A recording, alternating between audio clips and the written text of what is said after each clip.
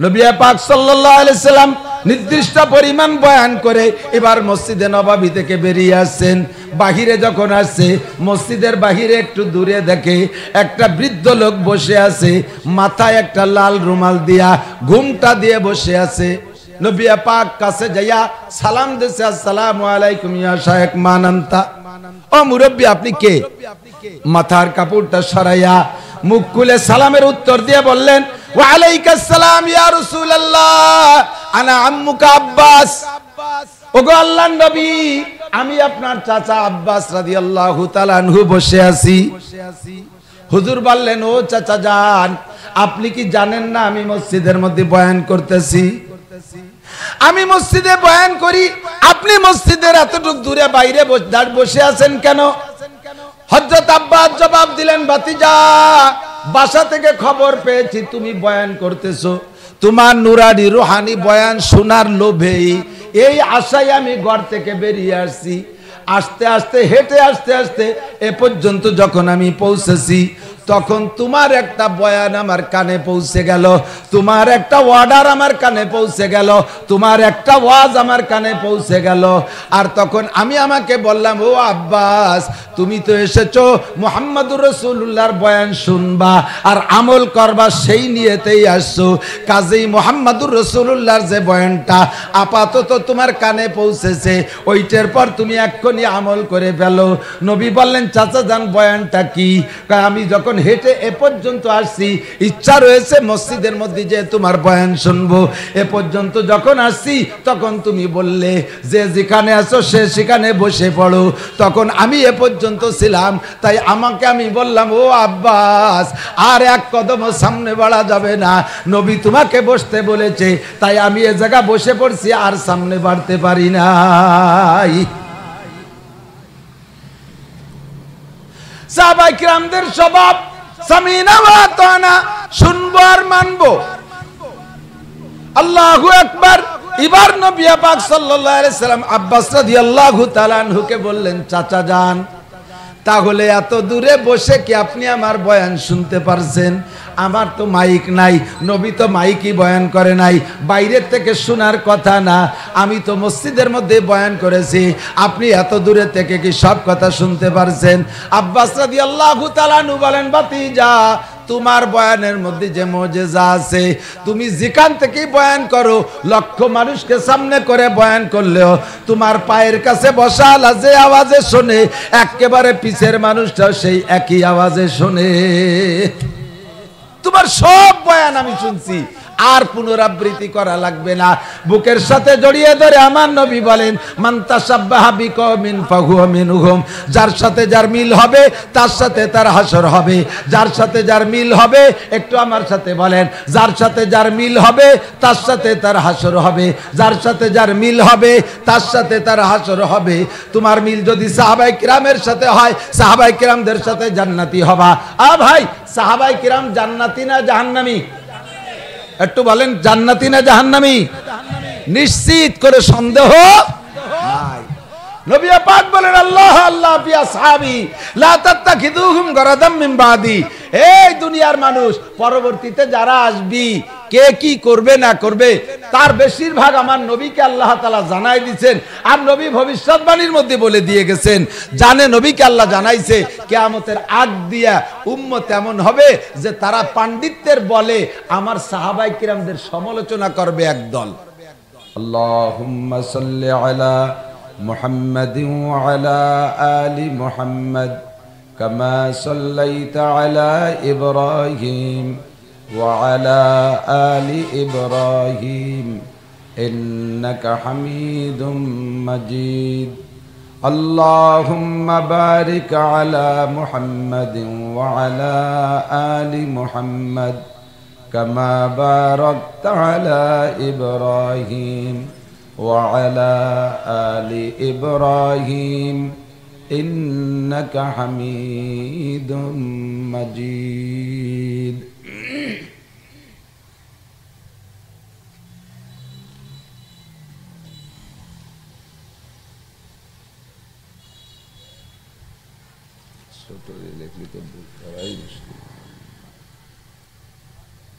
ঐতিহ্যবাহী দোহাজারি ফুলতলা আল ইসলাম দাওয়াতি কাফেলার উদ্যোগে আয়োজিত মাদক জুয়া সন্ত্রাস বিরোধী উপলক্ষে ষষ্ঠ ইসলামী মহাসম্মেলন অধ্যকার মাহফিলের সম্মানিত সভাপতি, মাহফিল উপলক্ষে দাওয়াতে উলামায়ে কেরাম, এই চট্টগ্রামের দক্ষিণ চট্টগ্রামের হাজার হাজার ওলামায়ে কেরাম, আজকের মাহফিলে উপস্থিত অন্যান্য ওলামায়ে কেরাম, আইম্মায়ে মাসাজিদ, প্রাণপ্রিয় দেশবাসী, পর্দার আড়ালে বসে থাকা মা ও বোনেরা, আল্লাহ পাক রব্বুল আলামিনের শাহী দরবারে আমাদের পক্ষ থেকে শুকর আদায় করি। দুনিয়ার হাজারো ঝামেলা ফেলে রেখে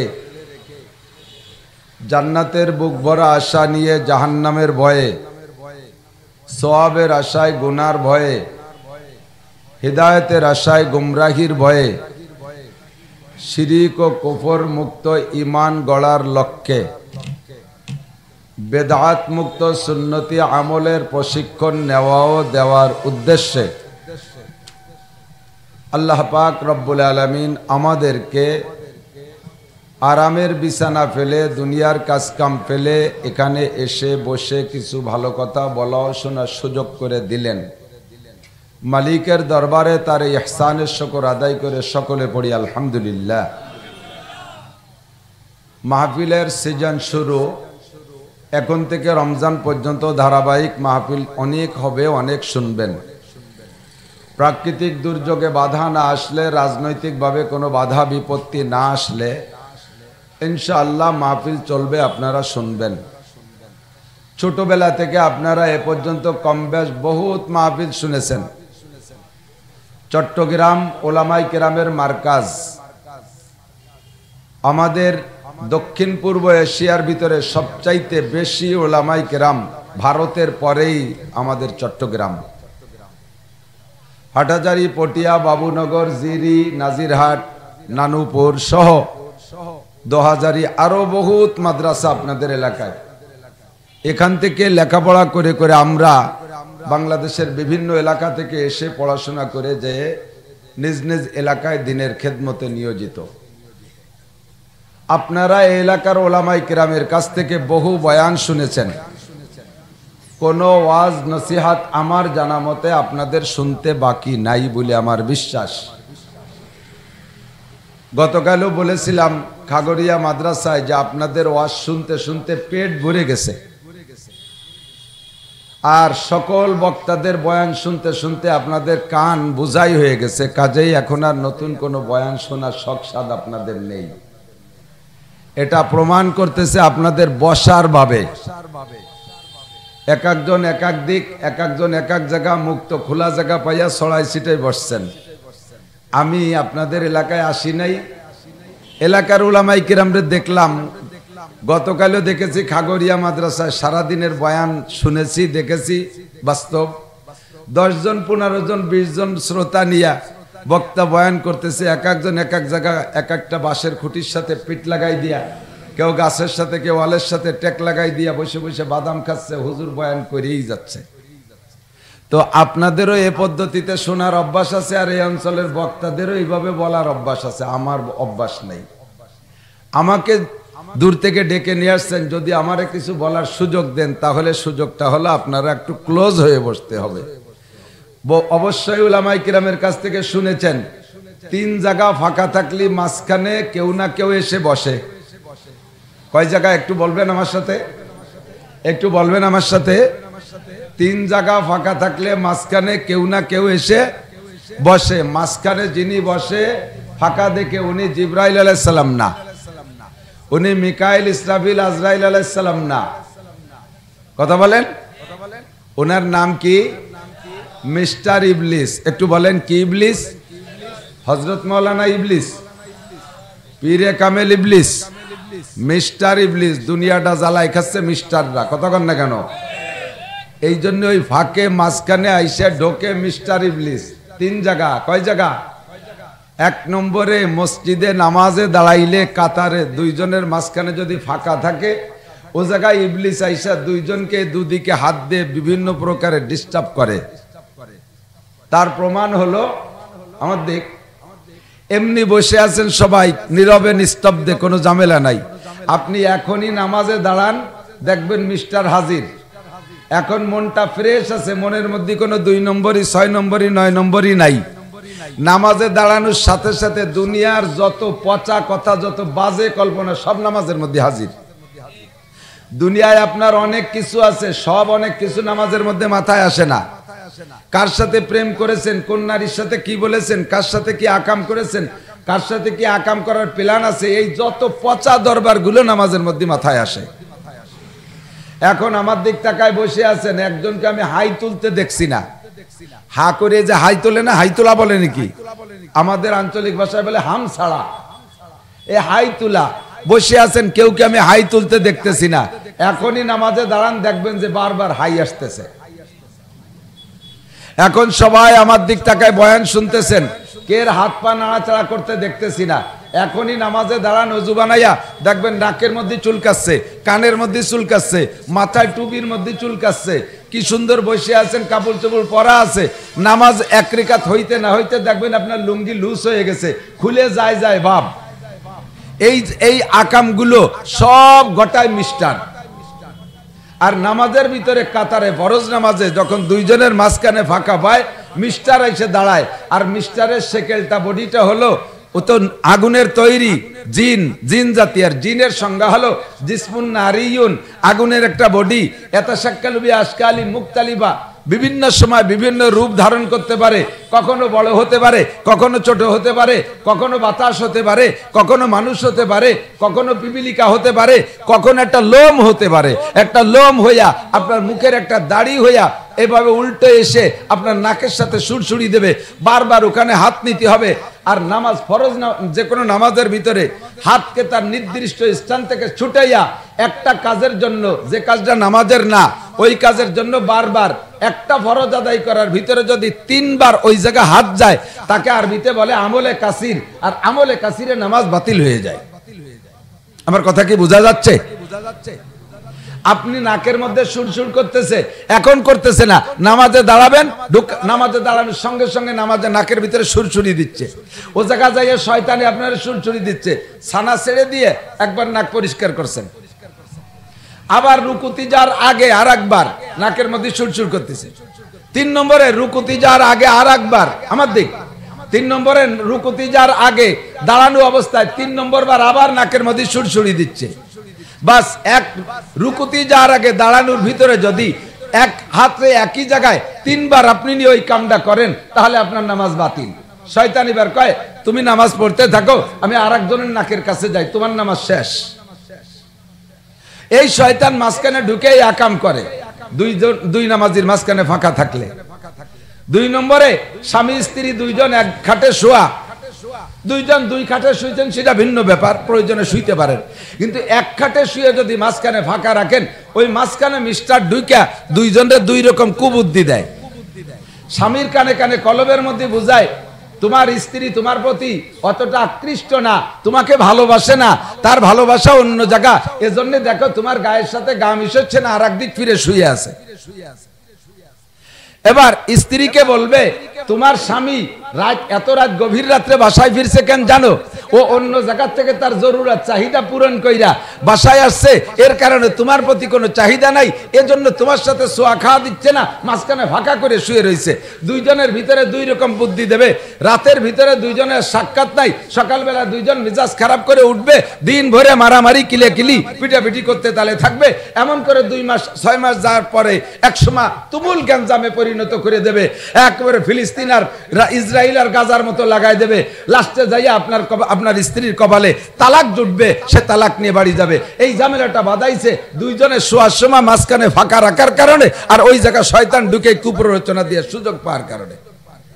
3 নম্বরে কুরআন হাদিসের মাহফিল, শুধু ওয়াজের মাহফিল না, কুরআন হাদিসের মাহফিল, মাসলা মাসাইলের মাহফিল, দ্বীনি মাজলিস, তাফসিরুল কুরআন মাহফিলে যদি মাঝখানে ফাঁকা থাকে, তাহলে ও জায়গায় মিস্টার বসে। মিস্টার আইসা ঢুকে বসে আপনাকে 2 রকম পরামর্শ দেবে, চল যাই, এতক্ষণ শুনবি কেন, কিছু বাদাম খাই আসি। আবার আপনারা ধাক্কা দেবে, চল পেশাব করে আসি, চল প্রধান বক্তা আসতে দেরি আছে, কিন্তু সেকেন্ড বক্তা প্রধান বক্তার বয়ান শুনলি হলো, এই করে করে আপনাকে ধাক্কায় উঠে নিয়ে যাবে। লাস্টে যখন প্রধান বক্তা আসবে খুতবা দেওয়ার সাথে সাথে কয়, আরে পাগল, ইয়া শুনে কি হবে, ওয়াজ তো যা হবার আগে হয়ে গেছে, এখন চল যাই বাড়ি।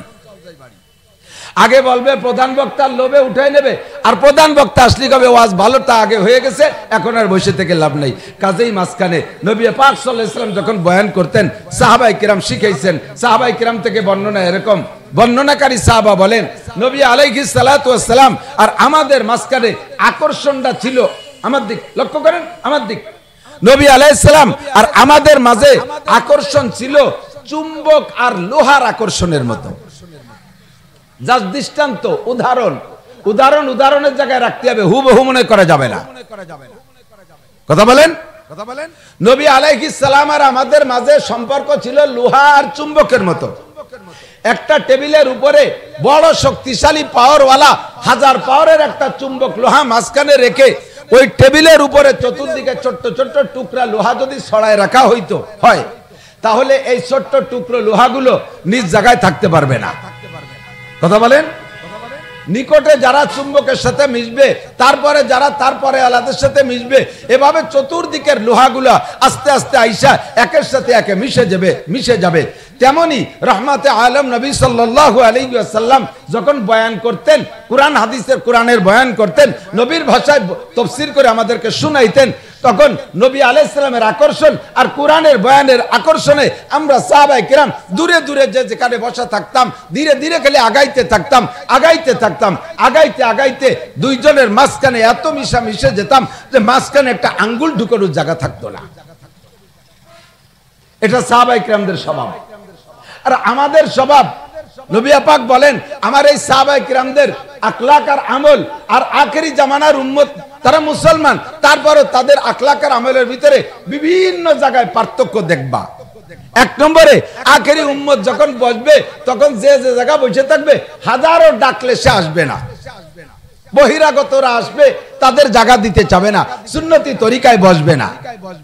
আমার এই জামানার আমার সাহাবায়ে কিরামদের স্বভাব আর আখেরি উম্মতের স্বভাবের ভিতরে এমন পার্থক্য থাকবে। সাহাবায়ে কিরামদের স্বভাব সামিনা ওয়া আতানা, শুনবো আর মানবো। নবী আলাইহিস সালাতু ওয়াস সালাম মসজিদে নববীতে বয়ান করতেছেন, সাহাবায়ে কিরাম বসে বসে শুনতেছেন। নতুন যারা আসতেছেন তারা বসার জায়গা কম হওয়ার কারণে পাশে পাশে দাঁড়িয়ে বয়ান শুনতেছে। হুজুর আলাইহিস সালাতু ওয়াস সালামের এই মজলিসটা একটু কম ভালো লাগতেছে, কেউ বসা কেউ দাঁড়ানো, এইটা হুজুরের পছন্দ হচ্ছে না। নবী আলাইহিস সালাম বললেন, ইজলিসু আলা মাকানিকুম, যে জায়গা দাঁড়িয়ে আছো সে জায়গা বসে পড়ো, আর দাঁড়িয়ে থাকবা না। কেউ দাঁড়িয়ে কেউ বসে থাকলে বয়ান করতে আমার ডিস্টার্ব হয়, যারা দাঁড়িয়ে আছো বসে পড়ো। সাহাবায়ে কিরামদের স্বভাব, শোনার সঙ্গে সঙ্গে আমল করে ফেলে, সঙ্গে সঙ্গে দাঁড়ানো সাহাবা সবাই বসে গেলেন। নবী পাক সাল্লাল্লাহু আলাইহি সাল্লাম নির্দিষ্ট পরিমাণ বয়ান করে এবার মসজিদে নববী থেকে বেরিয়ে আসছেন। বাহিরে যখন আসছে, মসজিদের বাহিরে একটু দূরে দেখে একটা বৃদ্ধ লোক বসে আছে, মাথায় একটা লাল রুমাল দিয়া ঘুমটা দিয়ে বসে আছে। নবী পাক কাছে যাইয়া সালাম দিয়েছে, আসসালামু আলাইকুম ইয়া শাইখ মান আনতা, ও মুরব্বী আপনি কে? মাথার কাপড়টা সরাইয়া মুখ খুলে সালামের উত্তর দিয়ে বললেন, ওয়া আলাইকাস সালাম ইয়া রাসূলুল্লাহ, আনা আম্মুকা আব্বাস। ওগো আল্লাহর নবী, আমি আপনার চাচা আব্বাস রাদিয়াল্লাহু তাআলা আনহু বসে আছি। হুজুর বললেন, ও চাচা যান, আপনি কি জানেন না আমি মসজিদের মধ্যে বয়ান করতেছি? আমি মসজিদে বয়ান করি, আপনি মসজিদের এতটুক দূরে বাইরে বসে আছেন কেন? হযরত আব্বাস জবাব দিলেন, ভাতিজা, বাসা থেকে খবর পেয়েছি তুমি বয়ান করতেছো, তোমার নুরানি রুহানি বয়ান শোনার লোভেই এই আশায় আমি ঘর থেকে বেরিয়ে আসছি। আস্তে আস্তে হেঁটে আস্তে এ পর্যন্ত যখন আমি পৌঁছেছি, তখন তোমার একটা বয়ান আমার কানে পৌঁছে গেল, তোমার একটা অর্ডার আমার কানে পৌঁছে গেল, তোমার একটা ওয়াজ আমার কানে পৌঁছে গেল। আর তখন আমি আমাকে বললাম, ও আব্বাস, তুমি তো এসেছো মুহাম্মদুর রাসূলুল্লাহর বয়ান শুনবা আর আমল করবা, সেই নিয়েতেই আসছো।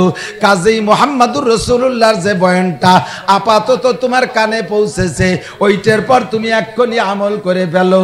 নবী বললেন, চাচা যান বয়ানটা কি? আমি যখন হেঁটে এ পর্যন্ত আসছি, ইচ্ছা রয়েছে মসজিদের মধ্যে যে তোমার বয়ান শুনবো। এ পর্যন্ত যখন আসছি তখন তুমি বললে যে যেখানে আছো সে সেখানে বসে পড়ো। তখন আমি এ পর্যন্ত ছিলাম, তাই আমি বললাম, ও আব্বাস, আর এক কদম সামনে বাড়া যাবে না, নবী তোমাকে বসতে বলেছে, তাই আমি এ জায়গা বসে পড়ছি, আর সামনে বাড়তে পারি নাই। সাহাবায়ে কিরামদের স্বভাব সামিনা ওয়া আতানা, শুনবো আর মানবো। আল্লাহু আকবার। এবার নবী পাক সাল্লাল্লাহু আলাইহি সাল্লাম আব্বাস রাদিয়াল্লাহু তাআলা আনহুকে বললেন, চাচা যান, তাহলে এত দূরে বসে কি আপনি আমার বয়ান শুনতে পারছেন?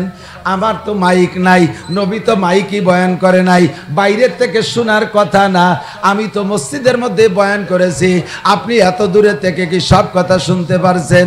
আব্বাস রাদিয়াল্লাহু তাআলা আনহু বলেন, ভাতিজা, তোমার বয়ানের মধ্যে যে মুজিজা আছে, তুমি যেখান থেকে বয়ান করো, লক্ষ মানুষকে সামনে করে বয়ান করলেও তোমার পায়ের কাছে বসা আলা যে আওয়াজে শোনে, একেবারে পিছের মানুষটাও সেই একই আওয়াজে শোনে। তোমার সব বয়ান আমি শুনছি, আর পুনরাবৃত্তি করা লাগবে না। বুকের সাথে জড়িয়ে ধরে আমার নবী বলেন, মান তাশাব্বাহা বিকওমিন ফাহুয়া মিনহুম, যার সাথে যার মিল হবে তার সাথে তার হাসর হবে। যার সাথে যার মিল হবে, একটু আমার সাথে বলেন, যার সাথে যার মিল হবে তার সাথে তার হাসর হবে। যার সাথে যার মিল হবে তার সাথে তার হাসর হবে। তোমার মিল যদি সাহাবায়ে কিরামের সাথে হয়, সাহাবায়ে কিরামদের সাথে জান্নাতি হবা। ভাই, সাহাবায়ে কিরাম জান্নাতি না জাহান্নামী? একটু বলেন, জান্নাতি না জাহান্নামী? নিশ্চিত করে সন্দেহ নাই। নবী পাক বলেন, আল্লাহ আল্লাহ ফি আসহাবি লা তাত্তাখিযুহুম গরাদাম মিন বাদি। এই দুনিয়ার মানুষ, পরবর্তীতে যারা আসবি, কে কি করবে না করবে, তার বেশিরভাগ আমার নবীকে আল্লাহ তাআলা জানাই দিয়েছেন। আর নবী ভবিষ্যৎবাণীর মধ্যে বলে দিয়ে গেছেন, জানে নবীকে আল্লাহ জানাইছে, কিয়ামতের আগ দিয়া উম্মত এমন হবে যে তারা পাণ্ডিত্যের বলে আমার সাহাবায়ে কিরামদের সমালোচনা করবে একদল। কথা কন, আছে না নাই? এ সাহাবা এ করছে, ও সাহাবা তরফদারি করছে, এ সাহাবা পার্সিয়ালিটি করছে, ও সাহাবা ইত্যাদি করছে, এই বলে সমালোচনা করে একদল। বাংলাদেশও আছে না নাই? যারা সাহাবায়ে কিরামদের সমালোচনা করেন, তিনার নিজের অবস্থার দিকে নিজে একটু তাকান। সাহাবায়ে কিরামদের ভিতরে একদল বেশিরভাগ সমালোচনা করে হযরত মুআবিয়া রাদিয়াল্লাহু তাআলা আনহু সম্পর্কে, আছে না নাই? হযরত মুআবিয়া রাদিয়াল্লাহু তাআলা আনহু কাতেবে ওহী, মদিনায় যাওয়ার পরে উনি হিজরত মানে ইসলাম গ্রহণ করেছেন। এই মুআবিয়া রাদিয়াল্লাহু তাআলা আনহু মদিনায় যাইয়া নবীকে যতদিন পেয়েছে, শিক্ষিত ছেলে ছিলেন, নবী তাকে ওহী লেখার কাজে ব্যবহার করতেন। হযরত মুআবিয়া রাদিয়াল্লাহু তাআলা আনহুর আখলাক আর চরিত্র সম্পর্কে যদি সমালোচনা করে তাকে কলঙ্কিত করা যায়, তাকে দাগী বানানো যায়, তাকে দোষী সাব্যস্ত করা যায়, তাহলে দোষী মানুষটার কাজও দোষ হবে, দোষী মানুষটার কাজও দোষপূর্ণ হবে, ত্রুটিওয়ালা মানুষটার, ত্রুটিযুক্ত মানুষটার কাজও ত্রুটিযুক্ত হবে। কাজেই প্রমাণিত হবে মুআবিয়া কোরআন শরীফের যে আয়াতগুলো লেখছে, সে আয়াতের মধ্যেও সন্দেহ থাকতে পারে। কথা কি ভাবছেন কোথায় যে দাঁড়াইছে? হযরত মুআবিয়াকে সমালোচনা করতে চায় যারা, তাদের উদ্দেশ্য কোরআন সম্পর্কে সন্দেহ তৈরি করা, কোরআন সম্পর্কে সন্দেহ তৈরি করা। হযরত মুআবিয়া রাদিয়াল্লাহু তাআলা আনহু যেদিন থেকে তাহাজ্জুদ শুরু করছেন, সেই দিন থেকে জীবনে কোনোদিন তাহাজ্জুদ জাস্ট টাইমে, আমরা তো অনেকে তাহাজ্জুদ কৌশলী তাহাজ্জুদ পড়ি, সহজ তাহাজ্জুদের একটা ব্যবস্থা আছে, ভুল বুঝবেন না। সহজ তাহাজ্জুদ আমরা যারা নিয়ম টাইম মতো পড়তে না পারি, আমাদের জন্য আল্লাহ তাআলা নবী পাক সাল্লাল্লাহু আলাইহি ওয়াসাল্লাম সহজ তাহাজ্জুদের ব্যবস্থা করছে। কথার ফাঁকে যদি এসে যায় মাসালা, বলে দেব ইনশাআল্লাহ, আপনারা কি শুনবেন? সহজ তাহাজ্জুদ কিয়ামতের ময়দানে নিয়মিত যারা দুনিয়ায় তাহাজ্জুদ পড়বে, আল্লাহ তাআলা তাদেরকে বিনা হিসাবে জান্নাতি করে দেবেন। তাদের হিসাব হবে না তাহাজ্জুদ পড়নেওয়ালাদের। এখন আমরা সাধারণ পাবলিক, কৃষক, মূর্খ, ব্যবসায়ী, বাণিজ্যিক, চাকরিজীবী, বাস ট্রাকের ড্রাইভারি করি, দোকানপাটে রাত 12টা 1টা পর্যন্ত, রাত 12টা পর্যন্ত, 10টা 11টা পর্যন্ত ব্যবসা বাণিজ্য করি, ক্ষেত খামার করি, এত পরিশ্রান্ত ক্লান্ত মানুষ। আর আখেরি জামানায় আছে মানুষ হয়ে যাবে অলস। এই অলস মানুষগুলো ক্লান্ত শ্রান্ত দুর্বল মানুষ একবার বিছানায় যদি শুয়ে পড়ে তাহলে জাস্ট টাইমে শেষ রাত্রে উঠে তাহাজ্জুদ পড়া 99% মানুষের জন্য অসম্ভব হয়ে যাবে। বিদায় আল্লাহর নবী একটা সহজ ব্যবস্থা রাখছে, আপনি নিয়মিত এই পদ্ধতিতে তাহাজ্জুদ পড়লে বিনা হিসাবে কিয়ামতে তাহাজ্জুদ পড়নেওয়ালাদের কাতারে জান্নাতে যাবেন। বলবো ঈশার ফরজ 4 রাকাত। ঈশার ফরজ কয় রাকাত? 4 রাকাত পড়ার পরে আর 2 রাকাত সুন্নাত পড়ার পরে বেতেরের আগে, ফরজ 4 রাকাত, সুন্নাত 2 রাকাত পড়ার পরে বেতেরের আগে পারলে 12 রাকাত, না পারলে 10, না পারলে 8, না হয় 6, না হলে 4, কমপক্ষে রেগুলার যদি 2 রাকাত নামাজ আপনি তাহাজ্জুদের নিয়তে পড়েন। অনেকে কয় বসে পড়তে হবে, না, এটা আপনি দাঁড়ায় পড়বেন। যে কোনো নফল নামাজ দাঁড়ায় পড়লে পূর্ণ সওয়াব, বসে পড়লে অর্ধেক সওয়াব। আপনি 2 রাকাত নামাজ যদি ওই টাইমে তাহাজ্জুদের নিয়তে পড়া এরপরে বেতের নামাজ পড়ে ঘুমান আর নিয়ত রাখবেন শেষ রাত্রে উঠতে পারলে আবারও পড়বো তাহাজ্জুদ, সমস্যা নাই। বেতের পড়া হয়ে গেলে তাহাজ্জুদ আর পড়া যাবে না এটা না, পড়া যাবে। উঠতে পারলে আবার পড়বো, উঠতে পারলে আবার পড়েন, নাও যদি পারেন, না যদি উঠতে পারেন, সারা জীবন ভরে যদি এই পদ্ধতিতে তাহাজ্জুদ পড়েন তাহলে কিয়ামতের ময়দানে আল্লাহ তাআলা নিয়মতান্ত্রিক তাহাজ্জুদ পড়নেওয়ালাদের সাথে আপনাকে সেই ফজিলত দান করবে। পারা যাবে নাকি? কথা বলেন, সহজ হয়েছে না? ইনশাআল্লাহ আগামী বছর থেকে আমল শুরু করা যাবে না? আগামী 1 বছর পরে? কথা কয় না? কবে? আজকে তো হয়ে গেছে, আজকে তো ইচ্ছা পড়া হয়ে গেছে। আজকের টাইম মতো বলেন, আগামীকাল থেকে প্রস্তুতি নেন। ইনশাআল্লাহ আমরা এই পদ্ধতিতে তাহাজ্জুদ পড়বো ইনশাআল্লাহ। বিষয়টা হলো এমন, এদিক তাকান, কয় কি যে তাহাজ্জুদের কথা তো শুনছি শেষ রাত্রে, তাই এই টাইমে পড়লে হবে কেন? এটা উম্মতের জন্য লা ইউকাল্লিফুল্লাহু নাফসান ইল্লা উসআহা ইউরিদুল্লাহু বিকুমুল ইউসরা ওয়ালা ইউরিদু বিকুমুল উসর। আল্লাহ তাআলা মানুষকে সাধ্যের বাইরে কোনো হুকুম দেন নাই, আর এটা নফল ইবাদত। এই জায়গা আল্লাহ তাআলা সহজ পথ আমাদের জন্য অবলম্বন করার সুযোগ যদি রেখে থাকে, আমি কেন সহজ পথ অবলম্বন করতে পারলে করব না? সুযোগ দিলে আমি করব।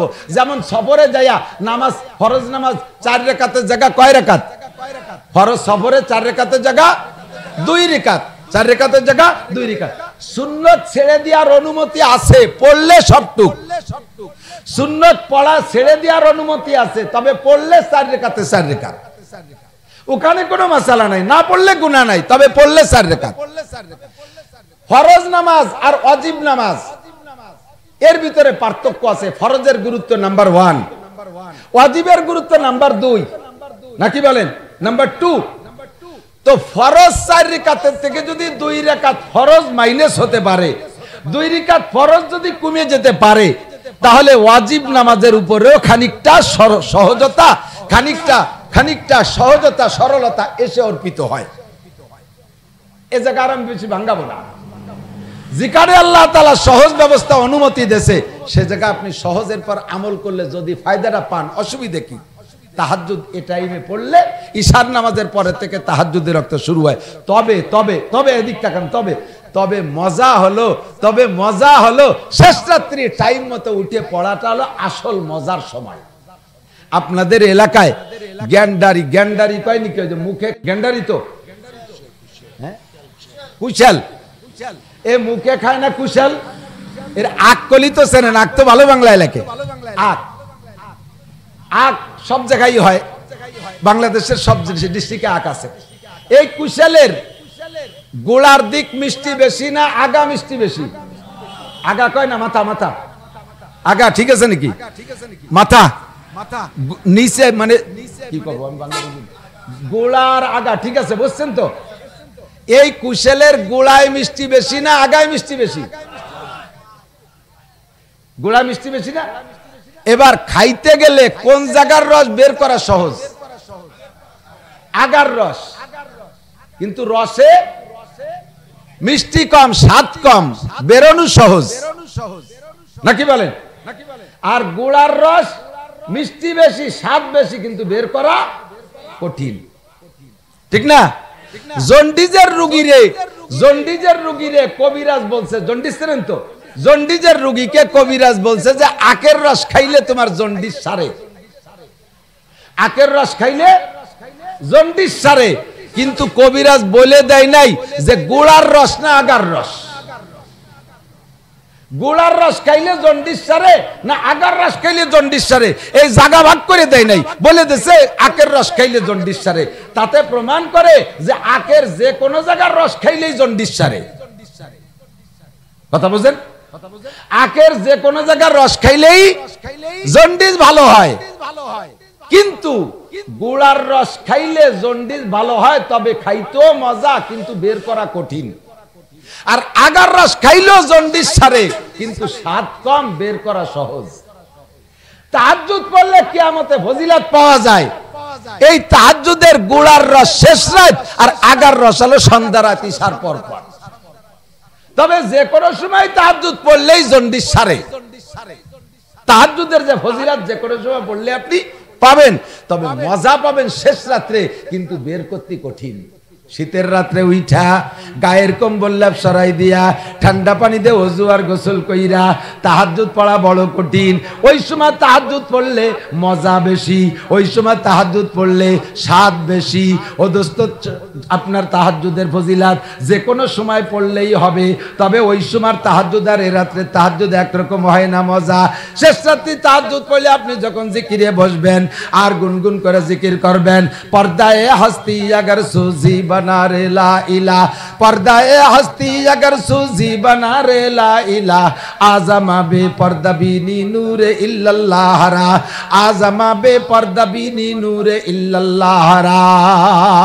अल्लाहु अकबर। जंग दिल सकले ला पाकुन सीना बाते गे मोहब्बत चाकुन। শেষ রাত্রে উইটা গুনগুন করে জিকির করবেন, আর মাঝে মাঝে পারলে উর্দু ফারসি শেরগুলো পড়বেন। এগুলো সালাদের মতো কাজ করে। জিকিরের মাঝে মাঝে শের পড়লে সালাদের মতো কাজ করে। আজামা বে পর্দা বিনি নূরে ইল্লাল্লাহ রা, লা ইলাহা কয়ে টান মারবেন। ইল্লাল্লাহ বলার আগে আপনার মাঝে আর আল্লাহর মাঝে যেই পর্দা ছিল, আল্লাহ পাক পর্দা উঠাইয়া নিয়ে যাবে। আজামা বে পর্দা বিনি নূরে ইল্লাল্লাহ রা, তখন চক্ষু বন্ধ করলে আপনি আল্লাহ পাকের নূর দেখতে পারবেন। হযরত মুআবিয়া রাদিয়াল্লাহু তাআলা আনহু এই সুযোগের তাহাজ্জুদ পড়েন নাই, ইশার পরে তাহাজ্জুদ পড়েন নাই, টাইম মতো তাহাজ্জুদ পড়েছেন। এই টাইম মতো তাহাজ্জুদ পড়েছেন যেদিন থেকে শুরু করছে, সেই থেকে জীবনে কোনোদিন তাহাজ্জুদ ছাড়েন নাই। এক রাত্রে তাহাজ্জুদ ছুটে গেছে, এক রাত্রে তাহাজ্জুদ ছুটে গেছে। ফজরের নামাজ জামাতে পড়ছেন, কিন্তু তাহাজ্জুদ পড়তে না পারার কারণে লজ্জায় দুঃখে কান্নাকাটি করে সারা দিন ভরে কাঁদছে। এত কাঁদছেন, এত কাঁদছেন তাহাজ্জুদ ছুটার কারণে যে ঘরের ভিতরে সিজদায় পড়ে কাঁদছে, উনার চোখের পানিতে জায়নামাজ ভিজে নিচের মাটিও ভিজে গেছে, এমন কাদা কাঁদছে সারা দিন। ওয়াক্ত মতো শুধু মসজিদে যে নামাজ পড়ে আসে আর আইসা ঘরের ভিতরে কান্নাকাটি করে। এই যে দিন ভরে যে কাঁদছেন, কি জন্য? ছেলে মরছে, মা মরছে, বাপ মরছে এজন্য না, কোটি টাকার ক্ষতি হয়ে গেছে এজন্য না, শুধু তাহাজ্জুদ ছুটে গেছে। এর নাম সাহাবা। এর নাম কি? আল্লাহ আল্লাহ হাফিয়া সাহাবী। আমার সাহাবায়ে কিরামকে দিকে, সাহাবায়ে কিরামের জন্য আল্লাহকে ভয় পা। আমার কোন সাহাবায়ে কিরাম সম্পর্কে মুখ খুলবি না, যে খুলবি তার কপাল পড়বে। হযরত মুআবিয়া রাদিয়াল্লাহু তাআলা আনহু গত রাতে তাহাজ্জুদ ছুটার কারণ কি? উনি ঈশার নামাজের পরে বেশ কিছুক্ষণ একটা জরুরি বিষয় মিটিং করছিলেন। ওই মিটিং এর কারণে রাত বেড়ে গেছে, শুইতে দেরি হওয়ার কারণে শেষ রাতে উঠতে দেরি হয়ে গেছে। উনি এই দিনের কারণে, এর কারণে ছুটতে দেরি হয়, তাহাজ্জুদ ছুটে যাওয়ার কারণে পাক্কা সিদ্ধান্ত নিছে আর জীবনেও কোনোদিন ঈশার পরে আমি সময় নষ্ট করব না। ঈশার পরে যে ওজিফাগুলো আছে, এই ওজিফাগুলো পালন করে আমি বিছানায় শুয়ে যাব, যাতে আমি শেষ রাত্রে টাইম মতো উঠতে পারি, আখেরি রাত্রে তাহাজ্জুদ পড়তে পারি। বাস পাক্কা সিদ্ধান্ত নিয়ে আজকে ঈশার নামাজ পড়ে তাড়াতাড়ি শুয়ে পড়ছেন। ঘুম হয়ে গেছে, রাত যখন তাহাজ্জুদের সময় হয়েছে, এমনি উনারও চোখ খুলে গেছে, ঘুম ভেঙে গেছে। ইতিমধ্যে দেখতেছে কে যেন মাথার কাছে আইসা মাথা মেসেজ করতেছে, মাথা মেসেজ করতেছে আর গুনগুন করে ডাকতেছে, ইয়া ইয়া মুআবিয়া, ইয়া মুআবিয়া ইস্তাইকিজ, ইয়া মুআবিয়া ইস্তাইকিজ, ও মুআবিয়া ওঠো, তাড়াতাড়ি ওঠো, তাহাজ্জুদ পড়বা না, তাহাজ্জুদ পড়বা না। হযরত মুআবিয়া রাদিয়াল্লাহু তাআলা চিন্তা করলেন যে পাশে তো স্ত্রী, ডাকলি তো সে ডাকবে, আর আমার স্ত্রী তো এই নাম করে ডাকে না, ঘটনা কি, আমারে কে ডাকে? চোখ খুলে দেখে যে কে যেন বসা, জিজ্ঞেস করছে মান আনতা, তুমি কে? তো একেবারে ডাইরেক্ট পরিচয় দিয়েছে, আমি ইবলিস, শয়তান, আমি ইবলিস শয়তান। না আমি কইছে, মিথ্যে কথা কই নাই। মিথ্যেবাদীরা মিথ্যে কথা কয়, তাই বলে সব সময় কয় না, দুই একটা তো সত্যি কথা কোয়া লাগে। তোকে আমি ইবলিস শয়তান, তাই কয় তুই আমার তাহাজ্জুদের জন্য ডাকিস কেন? কয় যে আমি তাহাজ্জুদের জন্য ডাকি কেন, ওঠেন আগে পড়েন পরে বলি। কয় না আগে বল, না বল, তুই না বললে আমি উঠবো না, আজও পড়বো না, গতকালে পড়ি না, আজও পড়বো না। তা বলতেছে হুজুর পড়েন, উঠিয়ে পড়েন। ভাই কেন ডাকিস, তোর তো কাজ এটা না, তোর কাজ তো আমার চেপে চুপে ঘুমাই দিবি, আমারে মালিশ করে পালিশ করে ঘুমাই দিবি, তাহাজ্জুদে উঠতে দিবি না, এইটাই ছিল তোর কাজ, তুই আমার তাহাজ্জুদের জন্য ডাকিস কেন? তো শয়তান কয় হুজুর আমার আসল যে ডিউটি এটা গত রাত্রে পালন করছি, আমার মূল যে দায়িত্ব এটা গত রাত্রে পালন করছি, তাই আপনার তাহাজ্জুদ পড়তে দেই নেই। আর তওবা করছি, জীবনের তরে আমি কোনো কাজে তওবা করি না, আমি তওবা করছি যে জীবনে কোনোদিন আপনারে আমি আর তাহাজ্জুদে উঠার থেকে বিরত রাখবো না, আপনি নিজে না উঠলে আমি ডাইকে উঠে আপনার তাহাজ্জুদ পড়াবো, এ ব্যাপারে আমি তওবা করছি। ভাই কেন? গত রাত্রে আমি আসল দায়িত্ব পালন করে আপনারে চেপে চুপে ঘুমাই দিছি, তাহাজ্জুদ পড়েন নাই।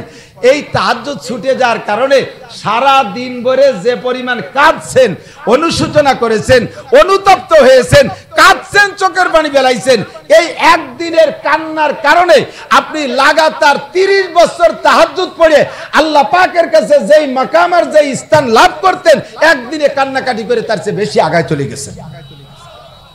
আমার চরম লস হয়ে গেছে গত রাত্রে আপনারে তাহাজ্জুদ পড়তে না দিয়ে, এই জন্য তওবা করছি, জীবনে আর আপনার তাহাজ্জুদ মিস হতে দেব না, তাই আজকে এসে ডেকে দিচ্ছি। ইন্নাহু লাকুম আদুব্বুম মুবিন, ও আমার এই ইবাদতের পদ্ধতির ভিতরে আমারে ধোঁকা দেয়, কথা বলেন। এই জন্য শয়তানের হাত থেকে বাঁচবো, যে কথা বলতে যে সরে চলে আসছি। এভাবে আমরা সাহাবায়ে কিরামদের সমালোচনা করব না, সাহাবায়ে কিরামরা অনেক ঊর্ধ্বের আমলি, সাহাবায়ে কিরামদের আমল বেমিসাল, তাদের আমল দেখিয়া আমাদেরকে আমল শেখার জন্য বলা হয়। আমিনু কামা আমানান নাস, তাদের ঈমান দেখে আমাদের ঈমান শিখতে বলা হয়। আমিনু কামা আমানান নাস, তারা যেমন ঈমান গ্রহণ করেছিল সেই রকম ঈমান দাও, তাদের যেমন ঈমান ছিল ওই রকম ঈমান দাও, তাদের যেমন তাকওয়া ছিল ওই রকম তাকওয়া দাও, তাহলে তোমার একটা উপাধি হবে, ওই উপাধিটার নাম হলো ওলি। আর যারাই ওলি হবে, আলা ইন্না আউলিয়া আল্লাহি লা খাউফুন আলাইহিম ওয়া লা হুম ইয়াহজানুন, যারা আল্লাহর ওলি হবে তাদের কোনো ভয় নাই, তাদের কোনো টেনশন নাই, তাদের কোনো দুশ্চিন্তা নাই। আল্লাহর ওলিদের জিম্মাদারি নিয়ে নেয় কে? একটু জোরে বলেন কে? যেই আল্লাহর ওলি হয় তার জিম্মাদারি আল্লাহ নিয়ে নেয়। আরো হাদিসে কুদসির ভিতরে আছে, আল্লাহর নবী বলেন মান আদা আলী ওয়ালিয়ান ফাকাদ আযানতু বিল হারব, যে আমার ওলির সাথে বেয়াদবি করে, আমার ওলির সাথে বেয়াদবি করে, আমার ওলিকে কষ্ট দেয়। ভালো করে বোঝেন ভাই, মান আদা আলী ওয়ালিয়ান, আল্লাহ বলেন না, এটা কিন্তু হাদিসে কুদসি, নবী পাকের ভাষা, মূল কথা আল্লাহর। আল্লাহ বলেন মান আদা আলী ওয়ালিয়ান, যে আমার ওলির সাথে দুশ্মনী করে। খেয়াল করতেছেন আপনারা? আমার ওলির সাথে দুশ্মনী করে, শত্রুতাই করে, আমার সাথে না। আল্লাহ এ কথা বললেন না, মান আদানি, যে আমার সাথে দুশ্মনী করে, আমি তার বিরুদ্ধে যুদ্ধ করি, এ কথা আল্লাহ বলে নাই। আমার ওলির সাথে, বন্ধুর সাথে যারা দুশ্মনী করে, আমি তাদের সাথে যুদ্ধ করি। কে যুদ্ধ করে? জোরে বলেন। আল্লাহ যদি কের বিপক্ষে যুদ্ধ করে, ও কি জিততে পারে? কে জিতবে? কে জিতবে? আল্লাহই জিতবে, কথা বলেন ঠিক না? যে আমার ওলির সাথে আমি বহুত প্রমাণ দিতে পারবো। নমরুদ খুদাই দাবি করছে, জানেন তো কিসসা? নমরুদ খুদাই দাবি করছে। হযরত ইব্রাহিম আলাইহিস সালামের বহু আগে থেকে নমরুদ খুদাই দাবি করে আসতেছে, আল্লাহ তাআলা তার কিছু কয় নাই। আল্লাহর বিপক্ষে, আল্লাহর স্থানে নিজেকে বলে আনা রব্বুকুম আলা, আমি তোমাদের সবচেয়ে বড় খোদা। নমরুদ বলে আসতেছে দীর্ঘকাল, আল্লাহ কিচ্ছু বলে না। আল্লাহ তারে আগে মারতে পারতেন কিনা, ঘাড় ভাঙলে মারতে পারতেন কিনা, ধ্বংস করে দিতে পারতেন। আল্লাহ পাকের সাথে শত্রুতাই করেছে, আল্লাহর পথ নিয়ে কাড়াকাড়ি করেছে, আল্লাহ পাক রব্বুল আলামিন তারে কিছু বলে নাই। যখন আল্লাহর ওলি ইব্রাহিম আলাইহিস সালাম, আল্লাহর বন্ধু ইব্রাহিম আলাইহিস সালাম, আল্লাহর খাস বন্ধু খলিল ইব্রাহিম আলাইহিস সালামের সাথে নমরুদ বিয়াদবি করেছে, তখনই আল্লাহ পাক তার সাথে যুদ্ধ ঘোষণা দিয়েছে। আল্লাহ পাক তার সাথে যুদ্ধ ঘোষণা দিয়েছে। আল্লাহ কামান আদালি ওয়ালিয়ান ফাকাদ আযানতু বিল হারব, যে আমার ওলির সাথে বিয়াদবি করে আমি আল্লাহ তাআলা তার সাথে যুদ্ধ ঘোষণা করি। মুসা আলাইহিস সালাতু ওয়াস সালাম আসার অনেক আগের থেকে নমরুদ খোদা ফিরাউন খোদাই দাবি করে। মুসা আলাইহিস সালাম আসার অনেক আগের থেকে আল্লাহু আকবার ফিরাউন খোদাই দাবি করে। আল্লাহ পাক তার এই পর্যন্ত একটা দিনও তার পেটও খারাপ করে নাই, তার বাইতেও একটু দুর্গন্ধ হয় নাই। এই 300 বছরের ভিতরে ফিরাউনের একটু মাথা ব্যথা হয় নাই, একটা দিন একটা ঠান্ডা কাশি জ্বরও হয় নাই, তার নাক দিয়ে একটু ঠান্ডা ময়লাও বের হয় নাই। 300 বছরের ভিতরে তার কোনো রোগ ব্যাধি নাই। এতদিন পর্যন্ত খোদাই দাবি করেছে, আল্লাহর পথ নিয়ে কাড়াকাড়ি করে আল্লাহর সাথে শত্রুতাই করেছে, আল্লাহ তারে কিছু কয় নাই। যখন মুসা আলাইহিস সালামের সাথে বিয়াদবি করেছে, মুসা নবী আল্লাহর বলি, আল্লাহর ওলির সাথে যখন বিয়াদবি করেছে, আল্লাহ পাক রব্বুল আলামিন কয় এবার আমি তার সাথে যুদ্ধ না করে পারি না, আমি তার সাথে যুদ্ধ ঘোষণা দিলাম। আল্লাহ পাক রব্বুল আলামিনের যুদ্ধ করতে তীর তরবারি লাগে না, আল্লাহর যুদ্ধ করতে কামান লাগে না, আল্লাহর যুদ্ধ করতে রকেট লাগে না, আল্লাহর যুদ্ধ করতে বোমারু বিমান লাগে না। আল্লাহ পাকের যুদ্ধ হলো ওয়াইদা আরাদা শাইআন আইয়াকুল লাহু কুন ফায়াকুন, কোন কিছু করার ইচ্ছা করলে কোন শব্দ বলে আর তা হইয়া যায়। রব্বুল আলামিন কি সুন্দর যুদ্ধ করলেন। দরিয়ার ভিতরে যেই দরিয়া দিয়ে মুসা নবী পার হয়ে উপর চলে গেলেন, সেই দরিয়ার ভিতরে পিছনে পিছনে ফিরাউন তার গোষ্ঠী সহ নামছে। 12 লক্ষ সেনাবাহিনী। কয় লক্ষ? একটু বলেন কয় লক্ষ? আমাদের সামনে ফিলিস্তিনি গাজার মুসলমানের সামনে ইসরায়েল ওয়ালা আপাতত 3.5 লাখ পাঠাইছে, আর আমেরিকার ফিরাউন পাঠাইছে 2000। আমেরিকান ফিরাউন পাঠাইছে 2000। মুসা আলাইহিস সালামকে ধরার জন্য ফিরাউন 12 লক্ষ সেনাবাহিনী নিয়ে গেছে। মুসা আলাইহিস সালাম দরিয়া পারে উপর চলে গেছে, সেই দরিয়ার ভিতরে আল্লাহ তাআলা যুদ্ধ করছে ফিরাউন তার গোষ্ঠী সহ সবার সাথে, সাগরের মধ্যে ডুবাই দিয়েছে। তুই ফিরাউন, আমেরিকার ফিরাউন, যুদ্ধ জাহাজ নিয়ে ভূমধ্য সাগর দিয়ে আসিস, ভূমধ্য সাগর তোর বাপের না। কথা কয় না? ভূমধ্য সাগর কি জো বাইডেনের বাপের, বিল ক্লিনটনের বাপের, ডোনাল্ড ট্রাম্পের বাপের, ইটালি ফ্রান্স অস্ট্রেলিয়াদের বাপের? ভূমধ্য সাগরের মালিক কে? নীল দরিয়ার মালিক কে? নীল দরিয়ার মালিক যে আল্লাহ, ভূমধ্য সাগরের মালিক সেই আল্লাহ, যে আল্লাহ তাআলা মুসা আলাইহিস সালামের পক্ষ নিয়ে যুদ্ধ করেছে, যে আল্লাহ তাআলা ইব্রাহিম আলাইহিস সালামের পক্ষ নিয়ে যুদ্ধ করেছে, সেই আল্লাহ আছে না? আল্লাহ পাল্টে গেছে?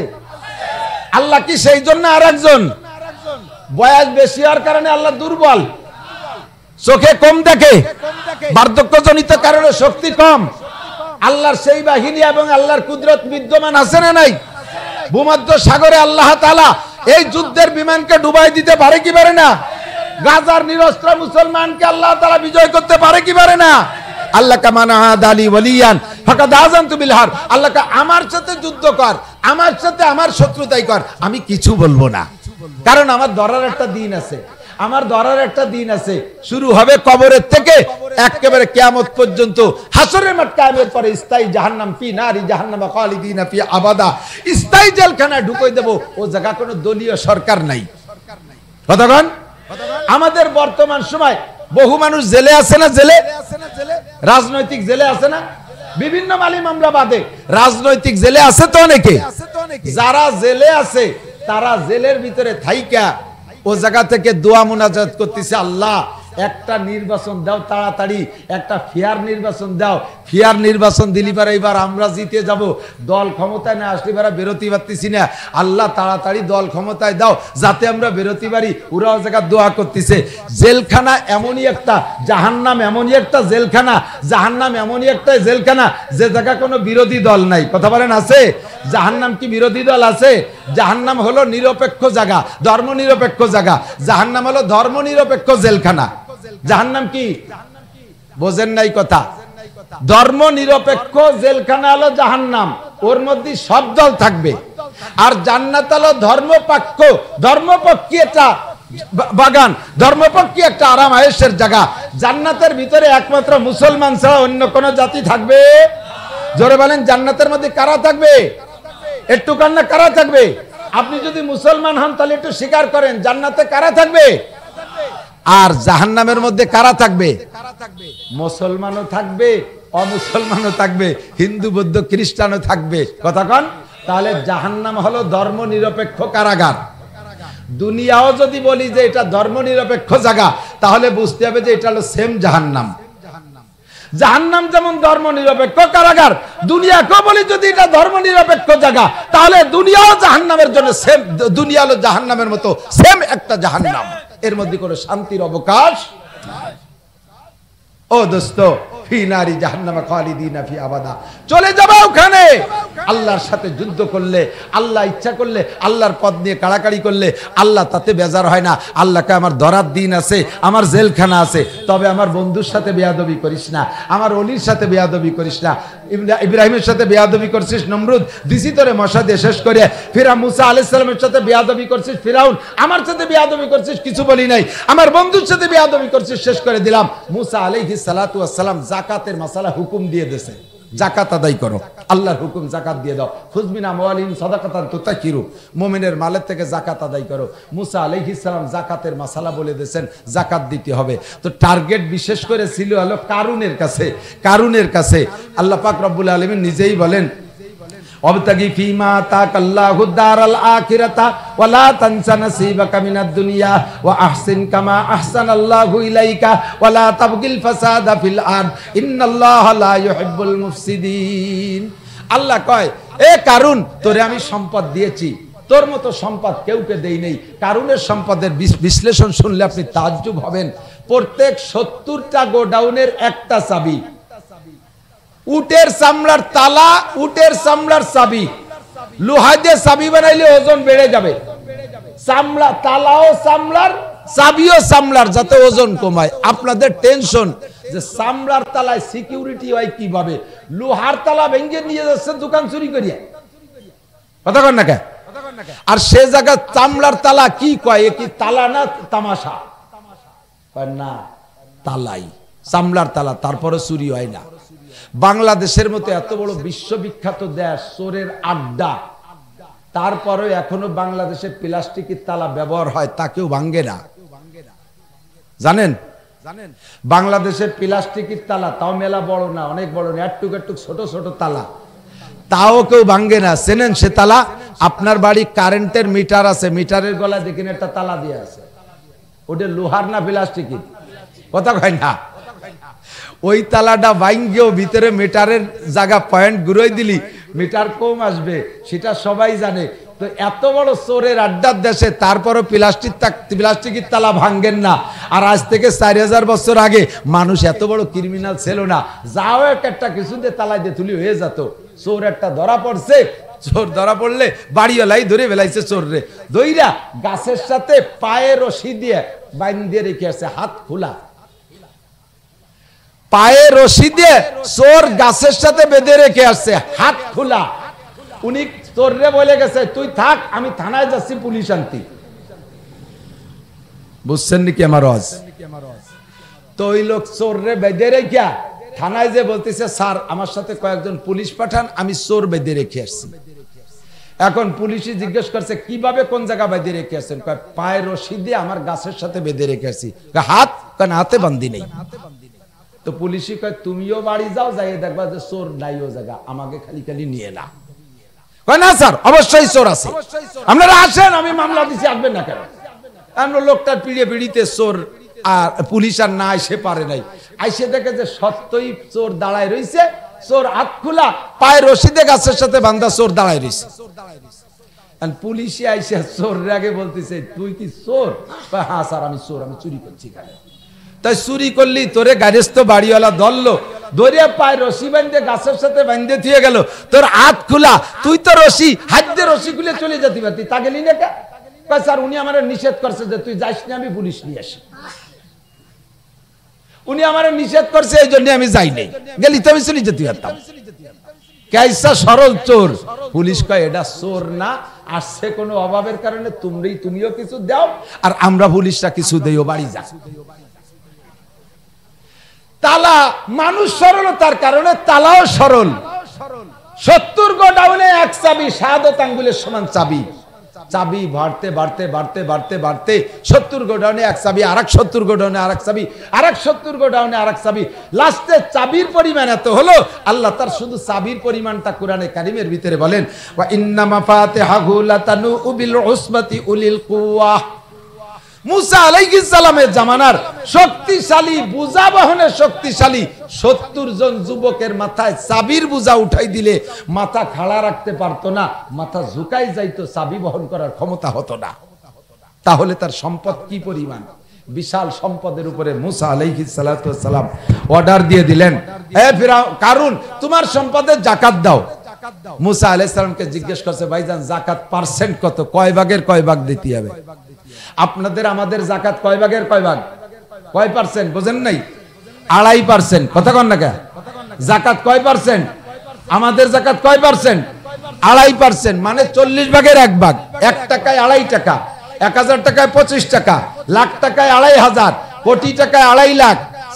এরপরে 40 ভাগের 1 ভাগ, যত 40 হবে তার 1 ভাগ, 40 ভাগের 1 ভাগ। এটি তো আমাদের জাকাত। আমার বাংলাদেশের জনগণ যদি এই পরিমাণ মতো মাত্র 40 ভাগের 1 ভাগ জাকাত দিত, বাংলাদেশে যদি 40 ভাগের 1 ভাগ জাকাত দিত, বড় লোক যাদের পয়সা আছে, তাহলে বাংলাদেশে ফকির থাকতো না, বাংলাদেশে ভিক্ষুক থাকতো না, বাংলাদেশের মানুষ এত অভাবে পড়তো না। এই যত মাদ্রাসা আছে, এতিমখানা, লিল্লা বোর্ডিং, কোন মাদ্রাসাওয়ালাদের কালেকশন করা লাগতো না, শুধু জাকাতের টাকা দিয়ে আল্লাহর রহমতে বোর্ডিং এর সব খরচ, মাদ্রাসার সমস্ত খরচ হয়ে যেত এবং সমস্ত ফকিররা সচ্ছল হয়ে যেত। আজ থেকে 25-27 বছর আগের একটা বিবৃতি আমি মাঝে মাঝে বলে থাকি। আমি ঢাকায় আসছি মাদ্রাসার কালেকশনে রমজানে, ইনকিলাব পত্রিকার ভিতরে দেখলাম উন্ডা বর্ণনাটা দিয়েছে যে মানুষের যার ব্যবসা বাণিজ্য যার যেখানে আছে, এটা তো আমাদের জানা নাই, ব্যবসার টাকারও জাকাত দেওয়া লাগবে। যার যেখানে কত টাকা আছে লুকানো পালানো, এটা তো আমরা বলতে পারবো না। শুধু বাংলাদেশের ব্যাংকগুলো আমি তদন্ত করে আসছি, আমরা ইনকিলাব কোম্পানির পক্ষ থেকে ব্যাংকগুলো তদন্ত করে আসছি। তাতে আমাদের হিসাবে যেটা আসছে, বর্তমান বাংলাদেশে ব্যাংকে পাবলিকের যে টাকার হিসাব রয়েছে, তার 40 ভাগের 1 ভাগ যদি বের করা হয়, 40 ভাগের 1 ভাগ বের করা হয়, তাতে জাকাত আসবে 64,000 কোটি টাকা। কত? 64,000 কোটি টাকা 27 বছর আগে। তাহলে এখন কত হবে? 64 লক্ষ কোটি টাকা হবে। যে সময় 1000 টাকা জন্ম নেয় নাই, সেই সময় হিসেব বলতেছি, সর্বোচ্চ বড় নোট ছিল 500 টাকা। পাবলিকের হাতে 1000 টাকার নোট, সেই সময় 500 টাকার নোটও সাধারণ ভ্যান রিক্সা চালানোওয়ালাদের কাছে দেখা যেত না। এখন আল্লাহর রহমতে ফকিরের কাছে 1000 টাকার নোট দেখা যায়। কথা কন না কেন? সেই সময় 64,000 কোটি টাকার মানে 64 জেলার এক এক জেলায় জাকাতের টাকা পাবে 1000 কোটি টাকা। একটা জেলায় 5টা থানা থাকলে 5 থানায় এক এক থানায় পাবে 200 কোটি টাকা জাকাতের টাকা প্রত্যেক বছর। 200 কোটি টাকা যদি এক থানায় বন্টন হয়, একটা থানায় 10টা ইউনিয়ন, এক একটা ইউনিয়ন পাবে 20 কোটি টাকা। একটা ইউনিয়নের ভিতরে যদি 20 কোটি টাকা গরিবদের মধ্যে বন্টন করা হয়, তাহলে আমি কসম দিয়ে বলতে পারি আল্লাহর রহমতে ওই গ্রামের গরিবরা ভিক্ষা করা লাগবে না। বেড়া, ক্যাডামস, কারিতাস, বিআরডিবি, স্বনির্ভর, জাগরণী চক্র, আশা, প্রশিকা, গ্রামীণ ব্যাংক, কোন সুদে সংস্থার কাছে টাকা আনতে যাওয়া লাগবে না। আল্লাহর রহমতে জাকাতের টাকাই প্রত্যেকটা মানুষ সচ্ছল হয়ে যেত। 40 ভাগের 1 ভাগ এই দিলে। আর কারুনের কাছে মুসা আলাইহিস সালাম জাকাত চাইছে 1/3, সুলুসুল মাল, 3 ভাগের 1 ভাগ। যার সম্পদের বিবরণ এই পরিমাণ, সেখান থেকে যদি 3 ভাগের 1 ভাগ দিতে হয়, তাহলে কেমন লাগে কন? আমাদের কোটিপতিরা জাকাত দেয়, 40 ভাগের 1 ভাগ দেয় না। রমজান মাসে কিছু লুঙ্গি আর কিছু শাড়ি দেয়, আর শীতকাল আসলে কিছু কম্বল দেয়। তাও এর পিছনে আবার উদ্দেশ্য আছে। যদি সামনে নির্বাচন থাকে, সে জায়গা কিছু নির্বাচনের ভোট উদ্দেশ্য, এই ইত্যাদি ইত্যাদি উদ্দেশ্য নিয়ে লুঙ্গি, শাড়ি আর কম্বল দেয়। আর সেগুলো কত মানসম্মত তা জানেন না। আমাদের এলাকায় যা দেয়, আপনাদের চট্টগ্রাম তো ধনী এলাকা, বড় লোক এলাকা, আপনাদের এলাকায় ভালো তা দিতে পারে। আমাদের এলাকায় শীতকালে যে কম্বল দেয়, 80 টাকা দামের কম্বল, 80, 100, সর্বোচ্চ 150 টাকা দামের কম্বল। যেই কম্বল নিয়ে যারা নেয় তারাও ব্যবহার করে না, গায়ে দেয় না। ওই কম্বল নিয়ে কিছুদিন বাস করে পাপোশ বানায়। এরপরে ছাগলটা ভ্যা ভ্যা করে ডাকতেছে, কয় কাকা পাপোশ না বানাইয়া কম্বলটা দিয়ে আমারে জ্যাকেট বানাই দেন। এই কম্বল উঠাইয়া ছাগল রে জ্যাকেট বানাই দিয়েছে। ছাগলে 2-3 বার পেশাব করলি তা গেছে ভিজিয়া, এবার তার গা কাঁপতেছে, কাকা তাড়াতাড়ি খুলে নেন, টিকতে পারতেছি না। এবার ছাগলের গাইতে খুলে নিয়া ধুয়ে মুছে তা দিয়ে হাড়ি ধরা নেকড়া বানানো হয়। এই দেশে তুমি কম্বল জাকাত লুঙ্গি যাতেছ, তাই 1 বার 2 বার 3 বার ধোয়ার পরে মাড় কেটে গেলে ওই লুঙ্গি পরে দরজায় পা ভাগ করে দাঁড়াবেন, ঘরের ভিতরে থেকে পিছনের দিক তাকালবে, একেবারে এক্সরের মতো হাড়ের মধ্যে যা আছে তাও দেখা যায়। শাড়ি যা দেশে তা পরে মহিলাদের নামাজ হয় না, এমন শাড়ি দেশে। এই হলো জাকাতের মাল, এই হলো জাকাত। কারুনের কাছে চাইছে 3 ভাগের 1 ভাগ, কারুন দেবে না বিদায় কৌশল করে একটা মহিলাকে সাজাইছে। মহিলা মুসা আলাইহিস সালাম যখন ঈদগায় ঈদের বয়ান করবে, খুতবা দেবে, ওই সময় আমি একটা মাসালা জিজ্ঞেস করব। ওই মাসালাটা জিনার মাসালা জিজ্ঞেস করব যে জিনা করলে বিচার কি। তখন মুসা নবী বিচার বলবে, তুমি বলবা যে মুসা নবী আমার সাথে জিনা করছে। একটু বলেন না, কিছু বলেন, জোরে বলেন। কোন নবী রসুল এই আখলাকি না, কথা কন। সমস্ত নবী রসুল চরিত্রবান। ওই মহিলারে সাজাইছে। এখন মহিলা কাঁপতেছে, শুনিয়ে কয় মুসা নবীর বিপক্ষে আমি কথা বলতে পারবো না। মহিলারে এমন ভাবে প্রেসার দিছে, 2 দিক, এক হলো জানের প্রেসার আর একটা হলো মালের প্রেসার। তুই যদি বলিস তাহলে তোর 10,000 স্বর্ণ মুদ্রা দেব, আর যদি না বলিস তাহলে কিন্তু বুঝিস আমি কিন্তু কারুন, আমার কোনো তার অভাব নাই। একদিকে ভয়, একদিকে লোভ। মহিলা চিন্তা করলো মরি যদি যাই তো মারা গেলি তো কি সবই শেষ হয়ে গেল। আর মুসা নবী জিনা করছে এ কথা বললি তো, আমি বললি তো হয়ে যাচ্ছে না, হাকে আমি 10,000 টাকা পেয়ে যাচ্ছি। মহিলা কারুনরে কয় তোমারে ভালো করে চিনি, তোমার হাতের ফাঁক দিয়ে পানিও পড়ে না। আমরা হাতের উপরে পানি রাখলে তালুতে একটু থাকে, আঙ্গুল বরাবর কি পানি থাকে? ফাঁক দিয়ে পড়ে যায় না। কারণকে আল্লাহ তাআলা এমন সুন্দর 2টা হাত দিয়েছিলেন, এভাবে হাত করে কোষের উপরে পানি রাখলে এই আঙ্গুলের ফাঁক দিয়ে পানি পড়তো না। ওর আঙ্গুলে এমন মিশে যেত, হাতের তালুর মতো ছিল আঙ্গুলের ফাঁকা। মহিলা কয় তুমি সফল হয়ে যাওয়ার পরে আমার আর টাকা দিবা না, ভালো করে জানি। কাজে ঘুষ যদি খাই তো আগেই খাই, আগে টাকা দাও, ব্যাগ ভরে টাকা দাও, নিয়ে আমি মাঝখানে যে বলবো। মহিলা 10,000 স্বর্ণ মুদ্রা নিয়ে ঈদগার মাঝখানে বসে আছে। মুসা আলাইহিস সালাম যখন খুতবা দিচ্ছেন, কারণ তখন জিজ্ঞেস করছে ভাইজান জেনার মাসালা, আমার একটা মাসালা জিজ্ঞাসা বলবো। মুসা আলাইহিস সালাম কয় তুইও তো তৌরাতের হাফেজ, আমার কাছে কি জিজ্ঞেস করবি, মাসালা তো তৌরাতের মধ্যে আছে। কয় না ভাইজান ফতোয়াটা আপনি দিয়ে দেন। মুসা আলাইহিস সালাম আবার কারুন আবার মুসা আলাইহিস সালামের ভগ্নিপতি, তো বলছে ভাইজান ফতোয়াটা আপনি দিয়ে দেন। কয় বল কি মাসালা?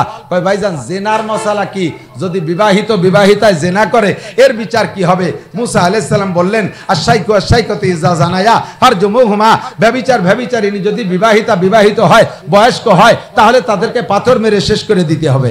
কারণ এবার কয় ভাইজান জেনা যদি আপনি করেন তাহলে বিচার কি হবে? খেয়াল করছেন কথা? আগে সাধারণভাবে জেনার ফতোয়া আনেছে, এবার চলে গেছে মুসা আলাইহিস সালামের কাছে। জিনা যদি আপনি করেন তাহলে কি একই বিচার? মুসা আলাইহিস সালাম রাগেতে এবার অগ্নিশর্মা চোখ ফুলিয়ে ফেটে যাচ্ছে রাগেও। বলে কি উম্মত সব চেতে গেছে, স্লোগান দিচ্ছে আপনার সম্পর্কে এমন কথা বলতে এ পর্যন্ত আসার দরকার কি? বলতে পারতো যে জিনা যদি আমি করি তাও কি সেই বিচার, জিনা যদি চেয়ারম্যান করে তাও কি সেই বিচার, জিনা যদি এমপি করে তাও কি সেই বিচার, এভাবে বলতো। আপনার সম্পর্কে বলে, সবাই তো রেগে গেছে। মুসা আলাইহিস সালাম সবাইকে থামাইয়া ঠান্ডা মাথায় জবাব দিলেন, হ্যাঁ জিনা যদি আমি করি তাও একই বিচার। এবার তুই কি বলবি বল। এবার কারণ বলতে, মহিলা তোমার কি দাবি আছে বলো, পরে আমার অফিসে যে বিরক্ত করতে পারবা না, যা বলার তুমি এখনই বলো। মহিলা দাঁড়াই গেছে কাঁপতে কাঁপতে, প্রথম চান্সে বলেই ফেলছে আমার মুসার সাথে বেয়াদবি করার পরে আমি ধ্বংস করেছি, কারণ আমার বহুত নাফরমানি করেছে, আমি কিছু বলি নাই। আজকে আমার বন্ধু মুসার সাথে বেয়াদবি করেছে, আমি আল্লাহ তাআলা তার সাথে যুদ্ধ ঘোষণা দিলাম। তবে মুসা বিচার তুমি যেমন বলবা সেরকমই বিচার হবে, বলো তুমি কি বিচার চাও? মুসা আলাইহিস সালাম কয় আল্লাহ আমি যা বলবো তাই কি হবে? কয় হ্যাঁ তাই হবে। মুসা আলাইহিস সালাম বললে তাহলে আল্লাহ আমাকে বলতে দাও, আমি বলা শুরু করি। এই জন্য মুসা আলাইহিস সালাম আগে কারুনকে অ্যারেস্ট করে ফেললেন। মানুষ দিয়ে অ্যারেস্ট করেন নাই, ফেরেশতা দিয়ে অ্যারেস্ট করেন নাই, জিন দিয়ে অ্যারেস্ট করে নাই। মুসা আলাইহিস সালাম জমিনকে বললেন ইয়া আরদ খুজি কারুন, এ জমিন ধর কারুন রে ধর, ধর কারুন রে ধর, সেজন্য পালায় যেতে না পারে। বলার সঙ্গে সঙ্গে টাকনু পর্যন্ত মাটিতে গিলে ফেলাইছে। এবার টানে ওঠে না, পা টানে ওঠে না। আবার 2 নম্বর বার বললেন ইয়া আরদ খুজি কারুন, হে জমিন কারুন রে ধর, হাঁটু পর্যন্ত গিলে ফেলাইছে। তৃতীয়বার বললেন ইয়া আরদ খুজি কারুন, এ জমিন ধর কারুন রে ধর, ধর কারুন রে ধর, বেয়াদব রে ছাড়া যাবে না। কোমর পর্যন্ত গিলে ফেলাইছে মাটিতে। এখন আশেপাশে তার বন্ধু মহল যা ছিল সব বিচ্ছিন্ন হইয়া পালানো শুরু করছে। ও মাটির নিচে মাজা পর্যন্ত গেড়ে গেছে। এবার কারুন কান্দে, ভাইজান চিরতরে তওবা করেছি, শুধু 3 ভাগের 1 ভাগ যাকাত না, আমার গোটা সম্পদ আপনারে দিয়ে দিলাম, জীবন বিনিময়ে আমার জানটা ভিক্ষা দেন, আমার আর মাটির মধ্যে ডাবাইয়েন না। শুধু 3 ভাগের 1 ভাগ যাকাত না, আমার টোটাল সম্পদ দিয়ে দিলাম, আমাকে আল্লাহর হস্তে মাফ করেন। মুসা আলাইহিস সালাম কয় তোরে জীবনে কোনোদিন মাফ করতাম না। কারণ কানতে কানতে চোখের পানিতে আশপাশ মাটি পর্যন্ত ভিজে গেছে। আল্লাহ পাকও কারুনের কান্দা দেখা, কারুনের কান্না আর তওবা দেখে মুসা আলাইহিস সালামরে সুপারিশ করতেছে। মুসা, কারুন যেভাবে তোমার কাছে কান্নাকাটি করছে, ওর 100 ভাগের 1 ভাগে যদি আমার কাছে কানতো, আমি তারে মাফ না করে দিতে পারতাম না। ও মুসা, তুমি দেখো না তোমার ভগ্নিপতি সে কিভাবে কাঁদতেছে, তার একটু মাফ করে দেওয়া যায়?